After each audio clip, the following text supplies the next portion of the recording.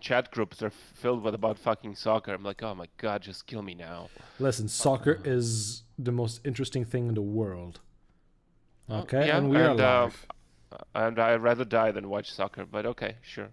And There we many go. people did in the Oh, is Qatar. that what you? Okay, you can Exactly, talk. that's what I was Oh, gonna that's say. what you were gonna talk about. Okay, maybe it Exactly. is interesting then. I Okay. wouldn't say I it's hope they died. I hope they died because they were watching it was so horrible to watch. they unfortunately died because apparently building shit in Qatar during the summer with no like safety conditions for you to go home is it's deadly.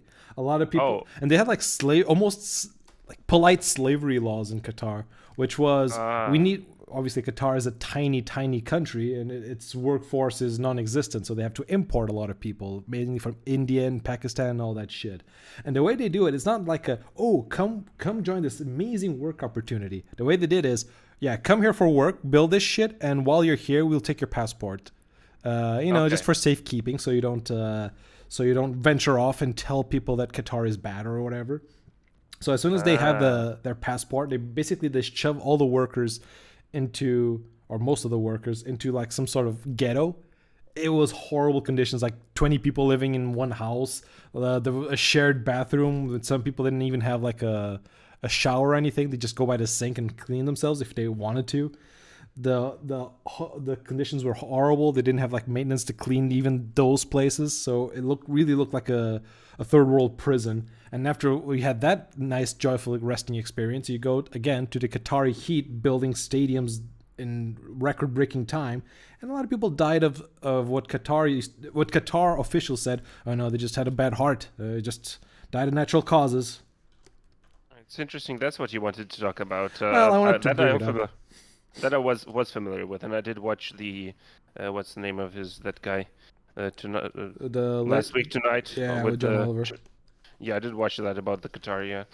And yeah, I am familiar that Qatar has been using like slave workers for years pretty much. It's like such a fake paradise, whatever or whatever for people like to call uh Yeah, Qatar and what's the other United Abu, Arab Emirates, yeah, whatever they're called, same shit, just and different name.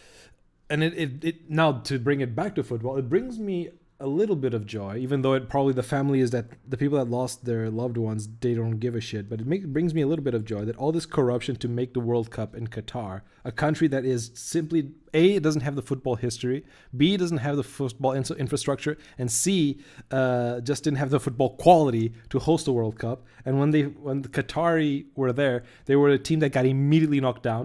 They got 0 wins, only 1 goal scored. The Qatar team was the worst performing national team in all the histories of the World Cup. So it kind of, again, it doesn't bring peace to the lives of those who lost, but it's nice to see that corruption was for fucking nothing. They wanted so much to have the Qatar and the World Cup in Qatar that they went out like a wet fart and they got beat up by everyone. Vindication, eh? Karma, some might say. Oh All right, yeah. all right, all right. And Whatever that you want was to call it. pretty much all I wanted to talk about. I just wanted Okay, that that's little great. bit I of was so worried we were gonna talk about this player and that did you watch that player? I'm like, no, I don't watch it at all. I don't care. I don't give a shit. It's like the least the topic I care the least about. It was like amazing that it's so popular. I'm actually amazed that it is so popular. Like would be curious to know why football? Like why not basketball or I don't know hockey or whatever. I don't know something else. It's like football is the king sport. yeah, I but why? well, I guess it's just it's a low scoring sport, which means it is possible that anything can happen. What that means is like a bad team can win on a Good good for day. gambling. Yeah, it's Good good. for gambling. Sure, if you want, or good for romantics. Like if you, there's a lot of like sports movies and series and all that shit where the underdog has no chance in hell to beat those champions that won the tournament 20 times. But gee golly, with the power of friendship and belief, they actually managed to do it, those crazy sons of bitches. And that is a very like romantic feeling in sports. And football allows that to exist more than any other sport, I think, because it is a low scoring sport. Whereas in like basketball, American football, or like like even darts or snooker or whatever, it's very possible. I'm not going to say easy, but it's very possible for one side to just be so dominant that there's no chance in the underdogs to succeed. So yeah, I think soccer attracts more romantics. Interesting. For a moment I was having this silly thought. Maybe it's because there is a low ball to player ratio, but then the female soccer would be more popular, wouldn't it be? It's getting a bit more So popular. Female sports in general are like not as popular as men's sports. I think culturally it's because it's not as high intensity, and also be because men are cooler, and we just dominated the sport for way long, and we didn't give the women a chance to grow their platform. However, there was a women's Euro last. I feel like I don't know if it was this summer. I think it was this summer. It was this summer that there was the women's Euro, and I wanted to watch that. I saw some of the Portuguese games, and I kind of liked it. I knew it was low quality, but I just wanted to see more football, I suppose. Proof that everyone is gay. or I guess if you identify as a woman, you're heterosexual. But yeah, whatever. But also, speaking about gay people, it's also kind of funny that in the world of sports and football, considering that how many people play it, there are remarkably very few gay athletes in the world. I was going to say in football, but in the world in general. Well, gay is, people who came out. I'm sure there are plenty of gay people. I mean, I wouldn't say like half a team, but I'm sure there are gay people in many teams. Probably just quiet because it's a very macho sport or something. Yeah, it's a very macho environment, I should say. Yeah, one is like reputation, and the other is, I mean, if you're in a team surrounded by men, you probably you don't want to make them uncomfortable. You don't want to feel uncomfortable if they know, right? Talking about like you being gay. But yeah. I used to live in a male residence, and there was a guy, like, people made fun of him, like he's definitely gay. And then years later he came out and he was saying like, dude, like this was like torture in paradise to be like in the showers with some of the guys. Like, by the way, this is a religious residence. I thought you were gonna say something completely different. I thought you said like, oh, it was like torture because you guys kept making fun of me, and I felt like I was stuck, shoved in a closet, and I wasn't allowed to come out. It was because I was seen as a lesser. But then you get like, no, especially paradise is awesome. It's surrounded by men all the time. Such a wiener fest. It's both. But also, well, for those who know what I'm talking about, people who live there, this is a religious residence. Okay. Oh. This is an Opus Dei residence. Oh, shit. For those people who know, like us, who live there, they know what I'm talking about. And I don't want to give the name out, but this guy, dude, he's so fucking weird. Like are we going on a tangent? Because I'm gonna go. Do I have your permission, Captain, to go on a tangent here? All right. So anyway, I'm gonna keep going. So this guy who lived in the residence, I'm not gonna give too much details, but for people who live there, I think they will know. Anyway, years later, he came in touch with me like through Instagram or some other platform that I don't really use much, and he's like, yeah, man, hey, what's up, blah blah blah, yada yada. I'm like working as this now, doing this and that, and then oh cool, yeah, good to know, that's fine, just being kind of neutral. We weren't good friends, we weren't bad friends, we just like kind of knew each other, acquaintances. And then yeah. And then at some point, those meetings as well. Yeah, and then at some point he just like says, oh, I was, by the way, I was gay. I'm like, okay. And shocker news. For you, man. Good that you came out, and then he said, I had such a huge crush on you. Hello? Something like that. Really? Not that he had a crush on me at the time, but then he was like coming on to me at that time. Okay. Oh, he was like trying to. He wanted some of that Eastern European flair, huh? Well, I think this is me rationalizing, right? I don't know. Is like, your machismo, your beard? I think I was accepting of his coming out, right? And I was encouraging him. Yeah, that's good, man. You need to do what you like. I'm glad you're kind of you don't feel ashamed of it anymore and all that stuff. I think he just kind of took it the wrong way or took it too far. And he started coming on to me. I'm like, dude, look. I'm happy you're happy, but I'm not interested. Like that's not who I am. And then he just kept like keeping on, dude. This is, I think, maybe how I felt when women are like. That was what I was about to these- say. When a woman is Yeah. friendly to a dude, immediately the dude's like, "So, want to go out?" No, Yeah, bitch, yeah. I just wanted to be you friend zoned him. Yeah, and then he like just randomly sent messages. Say, "How you doing, sexy?" Like, Yeah. what the fuck, man? You just open your cell phone for a huge dick pic. I didn't get Thinking those, of you. luckily. No, I didn't get that far, luckily. But anyway, at some point, I just had to block him because it was just annoying the shit out of me, and we weren't really friends, and there was no real conversation, and yeah, so there are plenty of people out there who I think are gay. They're just not in the right environment, especially if they're surrounded by men, and men who, in their opinion, probably wouldn't approve, which in that case definitely was the case for most of them because it's a religious residence, right? And as we know, most religions aren't Yeah. gay. Is there any gay religion? Yeah, some would say that LGBTQ plus is basically a gay religion.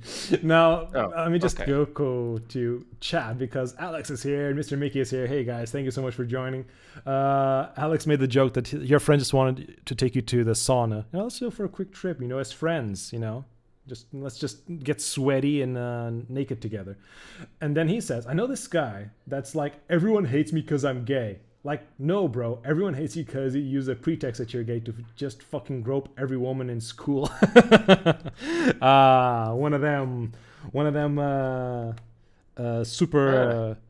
I don't know. It does feel like there are. Doesn't feel like gay. Yeah, there's a group of people that know that saying that they're gay is this sort of cheat code to get closer to women, and they rationalize that is.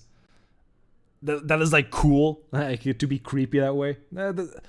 Young boys and even some older boys do tend to just do anything to touch a titty. So I actually wouldn't doubt that guy is just basically let's just say a perv. However, what have you done what's the most interesting or terrible thing you've done to touch a titty? Me to touch a titty? Oh my god, I don't think I'm that much of a creep, to be honest. Well, apparently I was then. Okay, we have this one friend.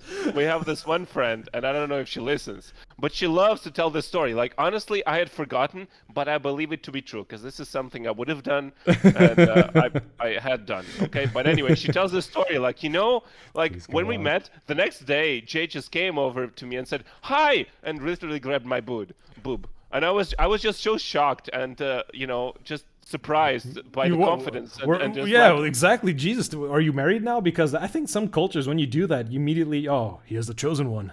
He is the one. Anyway, and she keeps telling this story to everyone. So I don't mind telling it here, right? But yeah, like apparently I did this. Again, I don't remember this happening, but I believe it to be true because I've done it to someone else who I do remember I did that, and that was a high school colleague. What the fuck? You just go up to people and say, "Yes, this I like." And just reach out. Dude, you're my girlfriend now. I was a teen. What do you expect? What did you do? Not to just grope people. So come on, it wasn't just random people. I don't know. I mean, look, I've said this now. Now it's been like what, over 20 years now, or whatever. I don't know how long it's been. I think it's about 20. No, less than 20. Yeah, almost 20 years. So now people are going, oh, this guy, he harassed a woman. Cancel culture, cancel, and put him in jail. So you have evidence. I believe that. Yeah, of course. As children, we say children. How old were you? Give me a ballpark of the age. Because if anything 15, above 16, 15, 16, something like that. I was about to say anything above 16, and I should say you know better, dude. However, 15, 16, fine. That's a bit on the age gap where hormones dictate bad behaviors, basically, and. We are of a certain age at like high school. For me, I saw a lot of dudes just groping chicks because they're cool and they were fun. They were the cool boys, so they just walked up to a chick and just slapped her ass or whatever. And that was seen as, I'm pretty sure that still happens today. Not gonna lie, but yeah. So as the counterpoint for that, I've seen many men slap another man's ass. So true. Just we give it both ways. You sure do. Now, I was going to say that there was I don't know, man. 15 is kind of sus. Alex says it. Being 15, you should probably know better. I don't know, man. It felt like, especially in Portugal, there's still a lot of this toxic male behavior. I see it so often when I was in high school, and even now that when I go to the streets, when I go to the night, I remember like it was like a couple of years ago, but I went, like my girlfriend went to a club and she got hammered, so and she had ended up calling me and said, "Can you pick me up? I don't know which way is north and which way is east." Okay, fine, I'll go pick you up. And as I went to the club, and I was, I wasn't dressed, I wasn't like enjoying the party, so I was probably more focused on my surroundings, and I just saw like a couple of girls walking, like, let's say up a road, and then was this Chad boy walking down the road, so they were going to cross paths. And apparently, and I could tell that these two groups didn't know each other. They were just like oblivious to each other. But as soon as the girls crossed past the boy, the dude just immediately wrapped his arm around the girl's waist immediately, and kind of like drove her attention towards him. It was like, "Hey, baby, what's up? What do you want to do? Where are you going?" And immediately I saw that, and I've never felt this incredible rage to just go up and punch a dude, because the girl reacted in shock and kind of like, "Oh, I don't know what's going on," and with this just kind of, that awkward smile of, "Oh, please don't rape me." That's pretty much the way she reacted to the dude, like, "Oh God, no thanks, no, ha, nah, you're cool, ha, but no, thank you, you're too kind, no." And that's the equivalent of your story of just walking up to a person and grabbing their boob, but without even knowing the person, Oh God. And you see that shit a lot. I saw shit a lot in the streets, and and even in high school. Not so much in university though. Yeah, but like grabbing a stranger's, yeah, just a waistline. It's a bit much. Yeah, it's just a bit. I mean, any prolonged contact with a stranger is just uncomfortable, right? Anything, even if it's a shoulder, it doesn't matter. It's just so uncomfortable. It's bullshiticus. It's what it is. And then, though, going back to the story Alex was telling of a dude who claimed to be gay, so he just used it as an excuse to touch women. I thought the story was going to go a little bit different, because when I was in university, one of the dudes there, because in university it's like your sexual awakening. You're allowed to touch the titty and to do things with the titty because you're a man. But anyways, there was this kid. He was a freshman, and I was already in my last years of university, so I was already jaded and tired of everyone's shit. And the kid was full of energy that I just could not give a shit about. And the kid was like, "Oh, dude, what's the matter? I'm super confident about my sexuality. I'm a man and I have a girlfriend. So what's the problem? Are you homophobic?" And he just used that excuse to just like grope guys. Like he would hug them, he would slap them on the ass, he would kind of grab them by the crotch, like, "What's the matter? I'm super confident about my sexuality. I'm not threatened. What are you? Or are you just homophobic? What's the matter?" And I was like, "No, dude, it's not that I'm homophobic. Is that you could be Pamela fucking Anderson, dude. If you just grab my crotch without asking, or without having any sort of like friendship or back and forth, I consider just punching that man straight through the earth." I just shove the man and just keep walking towards the horizon, and when you reach the ocean, just keep going. And that sort of clinginess, that sort of hiding behind your sexuality as a way to just touch people is annoying. I'm a Puritan. Oh, what is just bodies? Bodies, we're just sacks of meat and flesh and blood. Who gives a shit? Who gives a shit about titties and the boots, the buttocks and the peni? We're all the same. We should touch and free and lick and grope. No, we shouldn't. You should stay the fuck away from me. And lick, just casually walk on the street and lick someone. Yes, we're all the same children of man. Oh, what are you talking about? I'm non-binary. I can lick. Yes, what's the matter? Wrong with you? I'm not afraid of myself. What are you, a homophobic man? Are you right-leaning? I bet you voted for Trump, you little bitch. What, are you a human hater? You don't like humans? You let dogs lick you? Why can't I? Yes. Are you saying that I'm less than a dog? Cancel this man. All right. All right. So let's look. So this looks a little bit. I mean, I'm thinking this is something Oberon related. No. What's the map there?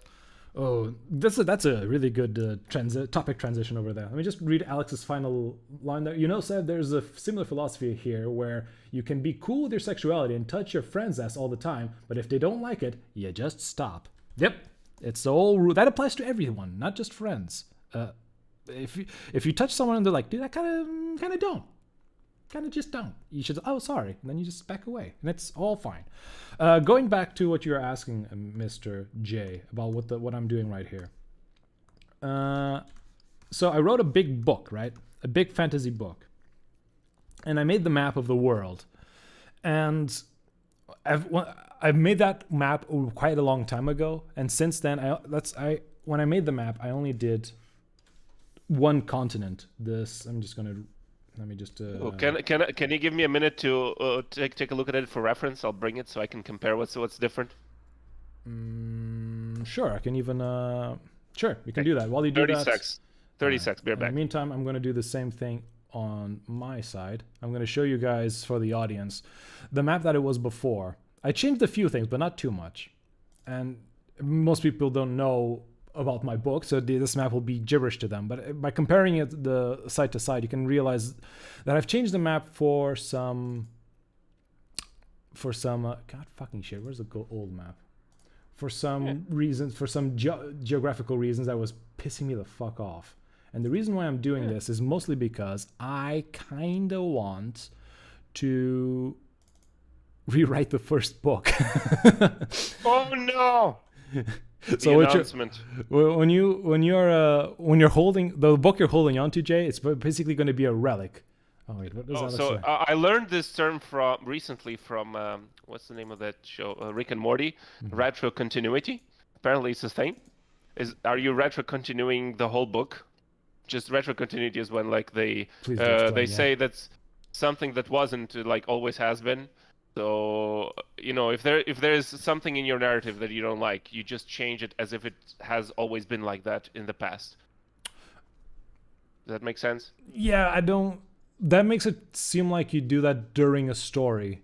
Yeah. In that case, you're just rewriting the whole book. Yeah, I'm gonna restart the story. So that I'm not when I say I'm gonna restart. I'm gonna make it sound like I'm making it sound like I'm gonna start from scratch. I'm gonna throw the old book out the window and say fuck all y'all, and I'm gonna make new characters, new everything. I'm not gonna do that. I'm not gonna be that drastic. In fact, I'm gonna keep most of what I've already written, and what makes you do that? Yeah, I'm gonna keep most of what I've already written. Shit, fuck. Sorry, let me just adjust myself on the chair, and. I'm going to add stuff to it, and I'm going to change some other things, very minute things. I don't like the way the book starts, and I do think I go a bit too hard on areas that need more explanation, and I actually go too soft in areas that need more explanations and just glaze over it. So I'm going to quickly change my window capture. What do you mean? You don't like the first chapter? I don't like the first 5 chapters. 5 chapters? Let me see. What are the first 5 chapters? I mean, the first chapter is a bit odd, so I think it's a good kind of... I consider it what shall we call it? I forgot the name of the thing. What's that thing you eat in between sushi to cleanse your palate? Ginger. Yeah. I feel it's kind of ginger. It's just to clean your palate to start the story. Yeah. Anyways, to go back to the maps. This was the first original map that I made for the book. So the book, if you bought the book, this is what the map looks like. And there are a few areas here that I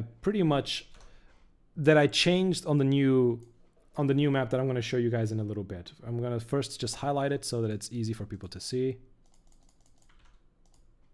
So the biggest areas that I changed is up here in the north, where I didn't like the fact that this continent was just one long rectangle. It felt very like stilted. So I changed this whole area here. And I also didn't like, because this region is supposed to be like a jungle safari paradise up here, but it's also pretty fucking close to the North Pole. So it doesn't make much sense that as soon as you leave the North Pole, jungle and hot steams and saunas and all that sort of shit and jungle environment. So those were the 2 major areas that I just wanted to change. And I wanted to give the world a more fluid feel and make it feel more organic. With that in mind, now we go. You want to replicate kind of the Earth ecosystem. Yeah, yeah. And So it your planet. always, and even though like people don't need to be like geologists or know to read maps, but there is like an intrinsic knowledge in every single human to realize when that something is fake and when something is organic and real. So and that's what I wanted to like hone in on. Okay. Let me just All right. put back. So this is now the one that I'm doing right now. But it's interesting you want to imitate Earth. You didn't like decide, okay, my planet is my own way, screw y'all. I have my own Well, rules. I want to imitate Earth in terms of like of I wanted to imitate Earth in terms of fuck shit Weather. of weather, like science and all that sort of shit. Okay. So the things that I did want to change again. Let me just get a different brush so that people can see. That's a bit too big. Again, the big rectangle shape is still there. Okay, Alex makes a good point in his last post. That thing on the bottom left is literally just the Iberic Peninsula. The It Iberic, literally is. the bottom left, this thing here. Wait, I don't see your pointer. Oh no, I mean he means over No, here. not that one. The bottom. I think. Well, I'm gonna say yes. Yes. Actually, it isn't. And it isn't. It is based on the real world geometry, but it's not. It is not that zoomed out. This is actually much further in. I'll give you guys a little bit of a hint if you want to keep thinking about it, Alex. But it does look like the Iberic Peninsula. It does look like it, but it ain't. But as I was saying, so basically one of the big changes over here, I made it so that this whole continent merges in with the North Pole, and I like this round shape to it, like this curve that it makes. I even made this mountainscape that just basically does that hook shape. And the reason for it is that I imagine that the glacial currents just left this area and just kept going downwards into making this sort of shape, and even like this sort of shape as well. So I now modded the whole landscape. Fuck, I made a gosh damn boo boo. Sorry. I need to close and open it again. Very good. Let me take off the smudges. And as I was saying before being rudely interrupted, yeah, I wanted the whole world to feel like it did this sort of shape. Like I wanted to mold it so that the currents in the air and all the streams gave form to the world. And with that in mind, I also wanted the mountains to feel a bit more organic. In the story, I have like mountain landscapes that felt like. Again, I would need to show the maps. Let me see if I can show you another map of how the mountains used to be.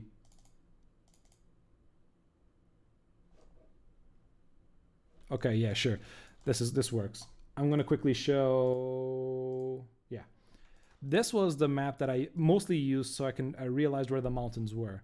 And there are a bunch of things here that just, again, didn't seem organic. The mountain ranges don't work this way, which is this one over here just appears in the middle of the ocean and the lake, just serves as a convenient wall. And the same thing over here, like there's a series of mountains that are interconnected to nothing it really pissed me off. Like with this red outline, I can tell that all this is like part of the same rocky body. But because it's so disconnected, on a piece of paper, it looks really weird, and I disliked it heavily. And that was the reason why I didn't want to use this map on the world, and I wanted to remake it. Now, going back to this one, you have, again, showing you the mountains between the lake and the ocean are still there, but now they're kind of stretching towards this main body. And now I've also created a new line of mountains in the middle to serve as a border to make some more sense. Like borders are meant out of rivers and mountain landscapes and all that sort of shit. So I left this mountain range to serve as a border that also connects to this bottom one. At the same time, there's this family here of mountains that I've interconnected. It makes more sense. It just seems more organic now. And this line here goes all the way up north. So basically you see two competing mountain ranges. And it feels more organic to me than the way it was before. Like it feels like it's all part of the same rocky body instead of being like these little islands of mountains, which are just weird looking. I still leave the occasional island of rocks, like as you can see on islands and shit, literally on islands. But even in the real world, there's like an odd mountain somewhere. But Yeah. usually those aren't like big chains of mountains like the ones you see over here, like the Himalayas or something. So it makes sense to keep them sparingly and like isolated. So yeah, I just kept using that logic in all the mountain shapes, and when I reached the north, I made the really big mountains that circled around the North Pole. And so the tectonic plates are moving more over there, huh? yeah. Now, also, when I first draw the map, I did it so that I focused mainly on this continent. Like all the book I wrote is focused exclusively on this continent, and even then, it's more focused on this area and this area. The whole book is just around these two sections. So I left a lot of the rest of the map blank. I knew like the names of capitals. I knew some vague like geographies that I wanted to reference on the book, but I never actually got to them. And since I have now decided to revisit the books and revisit the maps and dedicate a lot of time to polishing and perfecting it, I decided to now populate the rest of the fucking planet, and which is what I'm doing here now. Like I'm using a lot of my free time to do all that shit. Let me just put all my... Quick thought. Is it possible to get the AI to fill a map with mountain ranges that you can then edit? Ooh. No, okay, no, probably I not. guess it is, but to be honest, it's easier. It'd be better if I would just make, like I'm on using Photoshop. It'd be easier just to make a Photoshop brush and just like the same way I can paint like this line. Imagine me painting this line, but each segment would be like a mountain. I don't know if I have a similar. Let me see if I can find a brush here that does something similar. No, I'm just thinking. I have this brush here that does this pattern, right? But imagine instead of being individual little lines, it had individual mountains. So I could just make like, ooh, there's a mountain here, there's a mountain there, done. Checkmate, atheists. That's how the world was created. But I want to draw each mountain individually for a very specific reason. It gives variation. And that is part of the reason why I remade all these maps, is because I wanted to have variation. I didn't want it to look so stunted, so stilted, so mathematical, or so like artificial, like computers just replicate the same stamp over and over again, and it gives you can, and given enough stamps, the human eye will start to detect, oh, I've seen that shape a million times.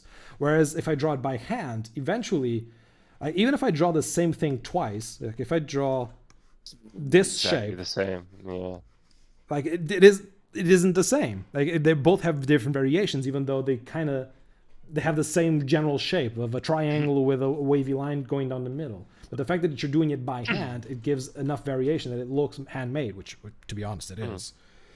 Now, Alex was saying that he just said something else. The project reminds me of another project I did that was actually fucking ball pain. I had to trace this map with all the big complicated figures and all these like hundreds of mountains, and it was such a fucking pain. Yeah, working for a newspaper, I did very similar things. There was one time, like Torduš Klerić in Port. It's a very ornate tower. It's made during the Rococo period, I believe. So all the pillars have like these gargoyles and like statues and ball bearings, and it's full of like bullshit decoration. And for the anniversary of that tower, I made a drawing for it for JN so that they could use it on a newspaper. And it took me like a fucking week just to complete all the gosh darn details of the mountain, of the tower. However, I think I have that artist's patience. Like when you start drawing shit and an art, you kind of like, you get lost in the little details, and you can just do like little things for a million years, and time just flies when you're doing it. So I guess if you have the right temperament, doing that sort of busy work, it's actually kind of puts you in a Zen state, in an almost meditative, contemplative state. I just put on a podcast or just some music or whatever, and I just go into that little, the details I'm just drawing, and I can spend five days doing this shit forever and tiny ever. lines, so satisfying. It's interesting you mentioned it's the right temperament. I like that. Yeah. It is.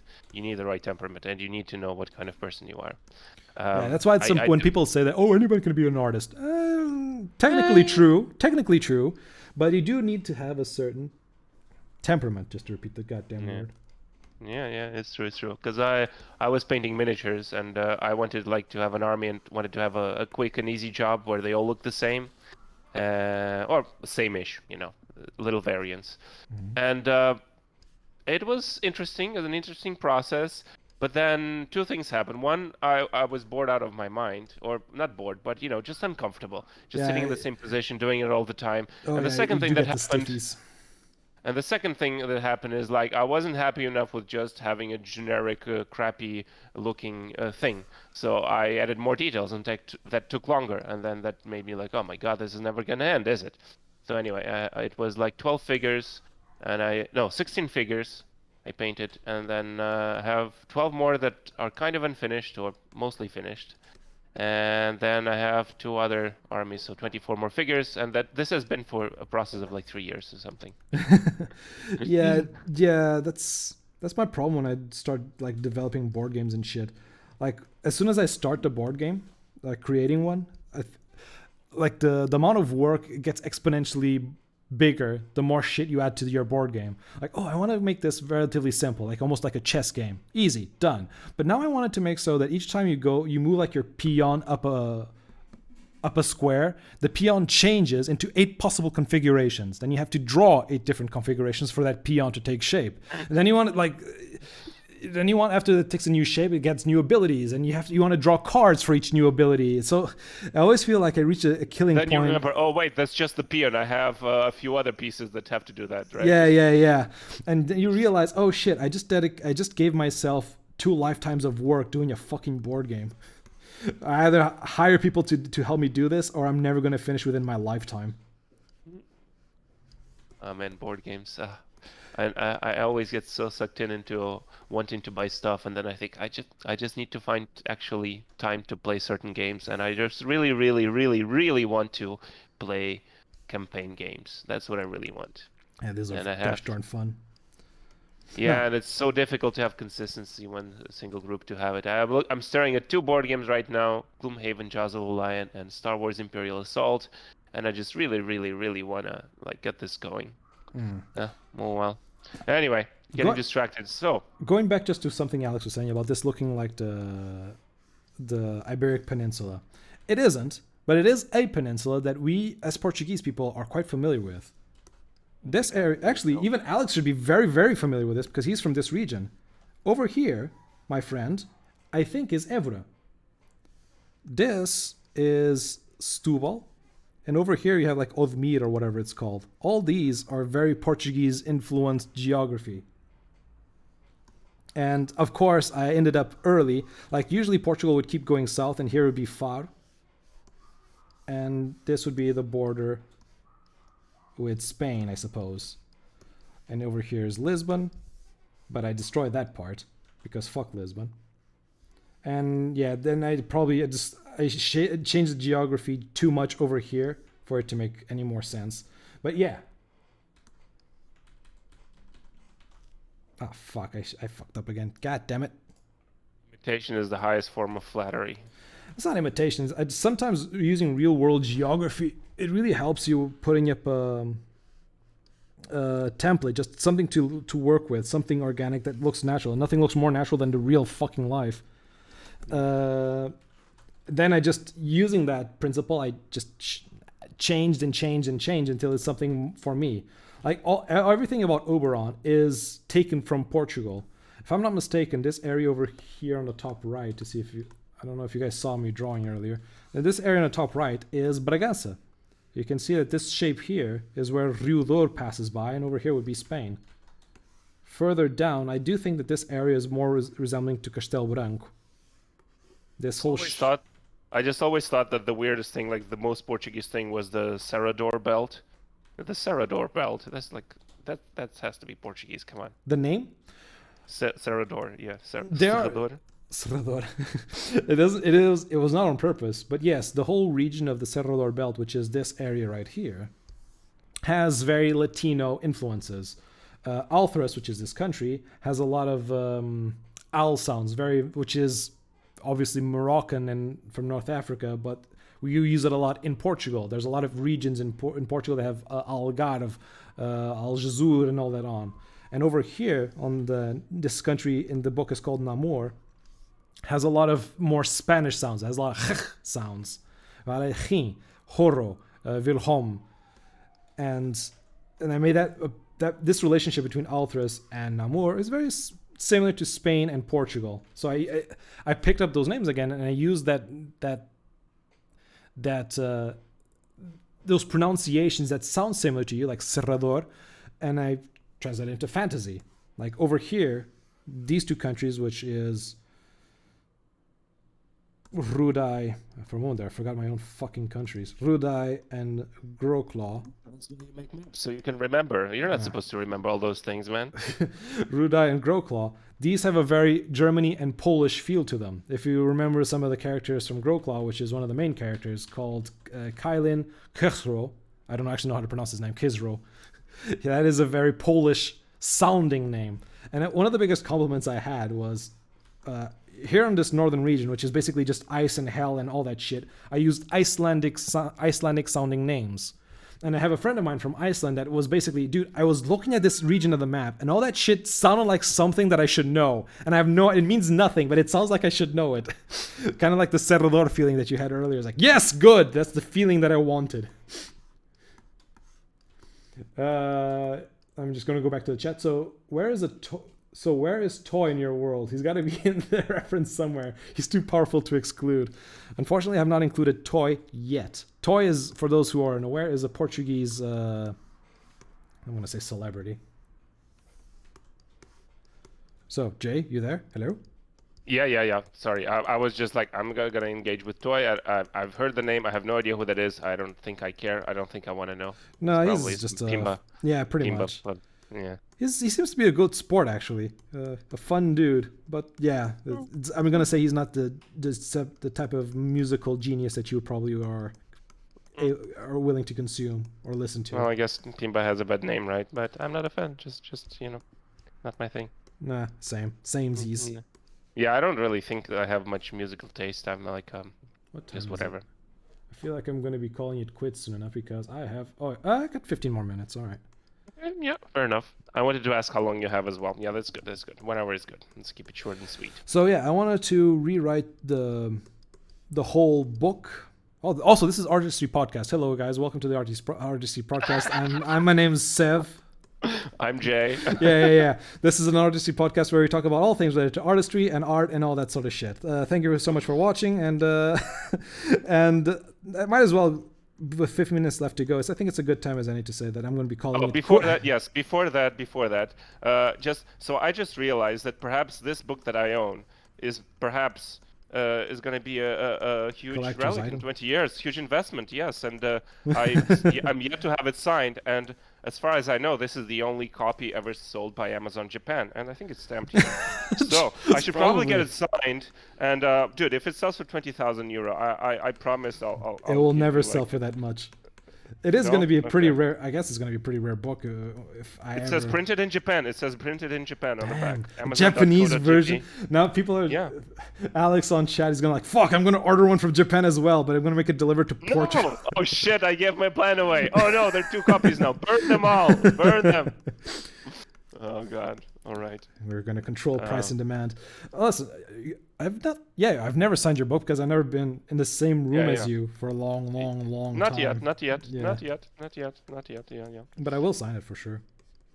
Okay. Well, at some point. Well, I wanted to like come over for some event, not just to go for that, but it hasn't worked out. I tried to get you to go over to the LadyCon, but it doesn't work. It doesn't work. It's fine. It doesn't work. I asked. I was just looking. It is a thing I would like to join. It's a good excuse, But if not, board games always sounds fun, but I've reached a point in my life where I will only leave house to go to things that are directly beside my house, or if I go on vacation. Well, I'm gonna see if there are any board game events in Porto. I'm sure there are, or I'm sure there are. Don't know how big they are, but I'm sure there are. But anyway, so we do have an announcement as an Artistry podcast duo. Yeah, the announcement. Yeah, I can go. Like, I've been burning myself out doing content, not just on Artistry podcast. Also, for people, Alex, who's the only person here now, knows that I was a pretty prevalent streamer. I was a pretty active streamer. That's a better term. And also, we did this board game together, this D&D session that also consumed a little bit of our time. And that combined with a podcast, which was, it wasn't a lot of work. Like we get together like every 2 weeks or something. Then we edited the VODs and we put it on YouTube and we do all this spiel and all those things separately. They don't occupy much of my time, but putting them all together, it really piles up. And when I realized this couple of months is that they took so much of my time that I needed to arrange my free time with my girlfriend if we wanted to do something. Like something basic like, oh, let's just go walk out in Port. Let's just go take a walk. I needed to check my schedule to know, okay, I don't have the stream, I don't have the podcast, I don't have to do the editing, I don't have my day job, I don't have to go shop or feed the cats. Okay, we have 30 minutes to do this, we gotta run. Let's make it a jog instead of a nice leisurely stroll. And then I realized, fuck, my projects that I'm doing, like the books that I wanted to write, the board game that I want to make, all those things were getting left in the way on the sidelines because I just didn't have enough time to do the things that I'm passionate about. And I guess the sensible thing would be to downscale my work, like leave the podcast just for you, like stream only like 1 hour or just the weekends, or even leaving the board, like just leaving the Dungeons and Dragons campaign. But to be honest, I kind of wanted a blank refresh. I didn't want these obligations, and I just wanted to focus on just writing, on illustration, on making the maps, on creating like 2 books before the end of next year. So I decided, you know what, I didn't get enough out of the streaming for me to just keep dedicating so many hours into it. The Dungeons and Dragons campaign is fun, and I enjoy spending time with my friends, but at the same time, it was so fucking time consuming. And the podcast with you, which is always a fun conversation to have, it didn't feel like I enjoy the conversation. I just don't enjoy what comes after the conversation, where we have to edit and we have to schedule and have to think about, what we're going to talk next and all that sort of planning. And it's like, fuck, I'm going to do without all of it. And with that, this is probably going to be the last Artistry podcast in the foreseeable future, because I'm going to step down. So unless Jay wants to continue with someone else, which you're more than welcome to do so, I'm also going to stop streaming regularly. I might stream once or twice in like 3 or 4 times a month. If I feel like if I'm making an illustration, I feel like, sure, I can use some company right now, so I'll just put up the stream. Or if I'm playing a video game and I want some friends to go along, I might put up the stream. But I'm not going to do it like as a job, basically. I'm not going to do it every day at a certain time, yada, yada, yada. Because that shit just messed up with my mind. And the Dungeons and Dragons things, if I'm going to do another Dungeons and Dragons campaign, it's going to be something a lot smaller in scope, or just like a one-off session. Because I do enjoy it, but I didn't enjoy as soon as the Dungeons and Dragons campaign ended, we went through this fucking hassle of trying to arrange when everyone was able to be available for the next one. And that was just, God, it just blew up with my rhythm. And with all that, Sev is probably going to be going offline for, I don't know, for the foreseeable future. It was a big fun, it was a fun experience. I enjoyed the people. Every single person that I interacted with was immensely satisfying. It was very heartwarming. The people that just kind of like flocked around me, and they made even the most mundane streams fun. And we joked around, and the memes and the shithousery that we managed to make together was so great. But the hassle outside of that is just not worth it for an old, bitter, jaded old man like myself. All right. Well, on my end, I mean, I totally understand. When I saw the message, I mean, I didn't expect it, but I wasn't surprised, right? I think all the things that you said, it's understandable. And I mean, so for those who don't know, like more after Sev started streaming and we started doing Artistry podcast, he was the one doing the video editing, and before that it was all me. And so I perfectly understand how much of a time sink that is, and I felt like so liberated once Sev decided to take on that job, because that's I always told him, like, that's the part I don't like I enjoy the recording, I enjoy talking about our topics, thinking about the topics. What I really don't like is the editing. So, and Sev was doing it, and I perfectly understand how much of a time sink that is and how much of a hassle it is. So I understood it completely. And it was interesting. At that moment, I thought I would be sad, like feeling a loss. But You kind of felt I kind relieved. of not relieved. It was like I mean, I felt a smile come on, and it was as like oh, well, I guess this is the natural outcome. And the other thing, I felt a little bit nostalgic, and I started thinking of the things that we did. And I will say I'm quite proud of ourselves. I think We went for a good uh, run. yeah, it was pretty good. And no matter what, I was like having like existential moments, like, is this gonna exist after we're gone? Like, how long is YouTube gonna be on for? Is YouTube gonna exist in 20 years? Is it gonna exist in 100 years after we're gone? I Quick, mean, that's download every interesting. podcast, but do it through the Japanese YouTube. It'll be more valuable that way. Yeah, and Seb will sign it. But it was a good journey. I enjoyed the process. I think by far, I mean, regardless of what is out there, it was an interesting process. If it was the first time I voluntarily cooperated with someone else with a motivation outside of money, like on some work, right? Something to put out there for people, not like for internal stuff, for like fun with friends and stuff like that. That's different. Like organizing events and stuff like that is different. But something for that was meant for other people without any any commission, so to speak. I mean, we tried to get some donations and stuff. I mean, it didn't pick off. It didn't get off the ground, but it's fine. And the process was interesting. I learned how to deal with certain Yeah, tools, we always learn a certain little platforms. bits now, don't we? Yeah. Like, from my experience, I'm an illustrator above and a designer above all. But I did enjoy the entertainer side of me. I enjoy if I needed to edit a video, I enjoyed that I could do it. If I needed to, like, there's so many like little skill sets that I picked up along the way that you kind of feel like, okay, this is not my bread and butter, but it was interesting that I learned this. Yeah, I get that feeling a lot. Also, I mean, the interactions were interesting, and I think back, like, would I have ever done this like by myself? Like, there's no way in hell. I mean, there were a few things we disagreed, but I think we had a good dynamic where we Sure. could I work healthily with it. disagree. Yeah, and also I think the benefit of having a different opinion far outweighs the conflict of having differing opinions. I mean, there's no way. Like, there's so many things like I wouldn't have thought, and well, I hope you feel the same. That there's some things like you wouldn't have done if I wasn't here, and there's so many things I wouldn't have done if you weren't here. Like the working with someone else, the benefits far outweigh the downsides. Like, there's no way I would have done this alone. I've always thought the same way.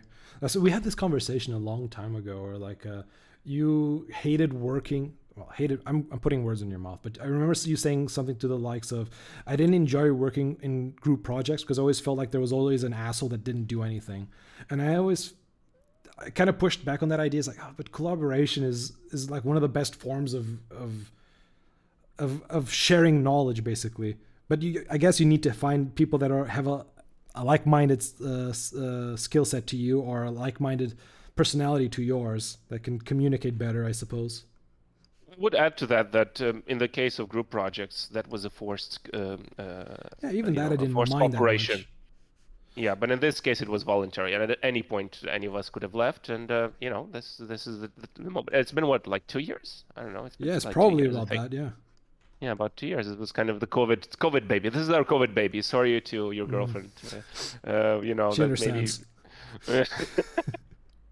She Yeah. watched. Oh my God. Oh no, I feel bad about all those times. Okay, sorry, baby. I only have half an hour for a walk. Let's make it a brisk one. Let's just Nah. go. But on the other hand, I mean, I've been kind of focusing more on board games and beach As you volleyball. should.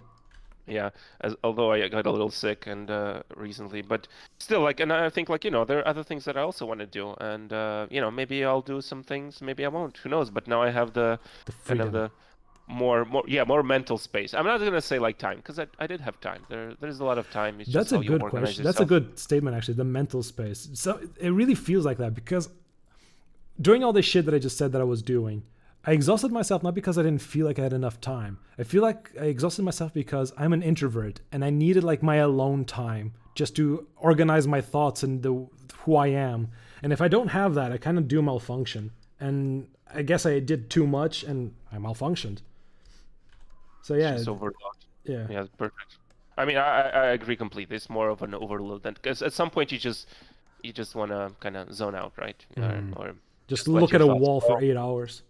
Yeah, like some things I'm say literally without joking, I would rather watch paint dry, and that's a fact. Like when I paint my minis, I would actually enjoy watching the paint dry on them than to do certain things like watching a soccer game. Literally, I would prefer to watch the paint dry on my minis. That's more interesting. I have been forced to watch a game live, and it was. I mean, the only interesting part were the people like yelling and screaming. The game was The atmosphere is terrible, cool. boring for me. Yeah. Yeah. But anyway, so I think we are down like to 2 minutes before you have to leave. Before I have to Um, fuck off. yeah, good time as any to have the final outro. Is there any chance you could cue in the side note music, or is that only for the recording? Oh, I can do it. This is basically Jay. This is a final goodbye, by the way. So thank everyone for watching, for being along with the ride. I hope to see more of you. It's because I'm not gonna be on camera. It doesn't mean that I'm offline. If people still want to speak with me and shit, I'll be here. It doesn't.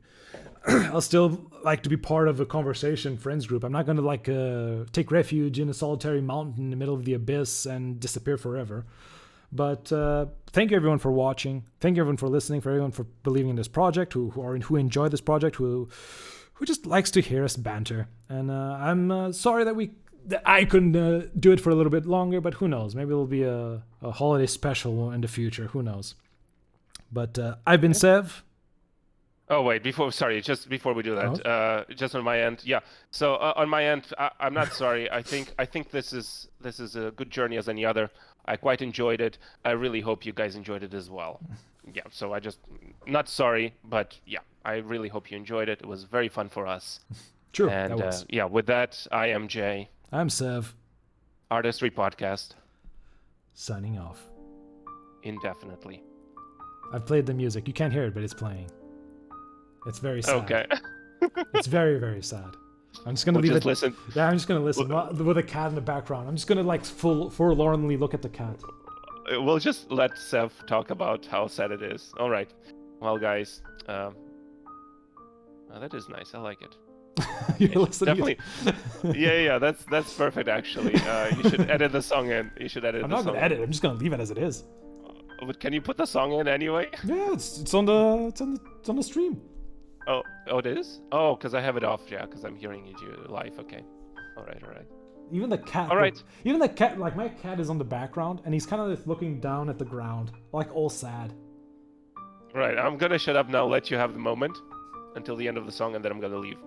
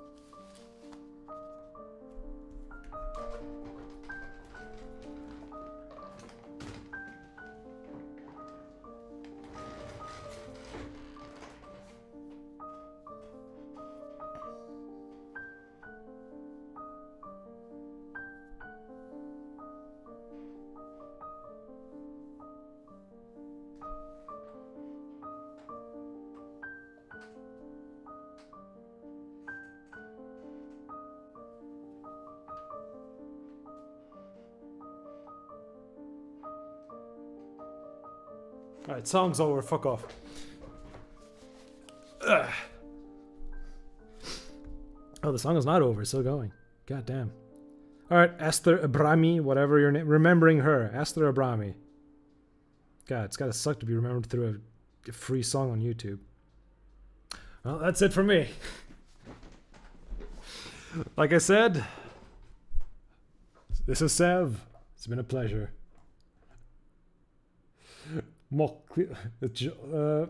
Jay, you already left? You there? Hello? He's dead. I'm still here. Oh, yeah, just people started joining. It's always happened to me. People started joining at the end of a stream, and people were saying, "Wow, why is it so?" They just joined and heard the music, but they don't know the context behind the music. God damn it! Now I have to do the explanation again. Do you though? Do you though? Maybe it's up to the next episode because we got things to do. Yeah, There's yeah. lives to be had. And enjoy your weekend, everyone. Bye Enjoy your bye. weekend. Bye bye, Bye Sav. bye. Bye Bye. bye. Bye, Jay. I forgot your name for a second. Yeah, bye, Sav. Jay.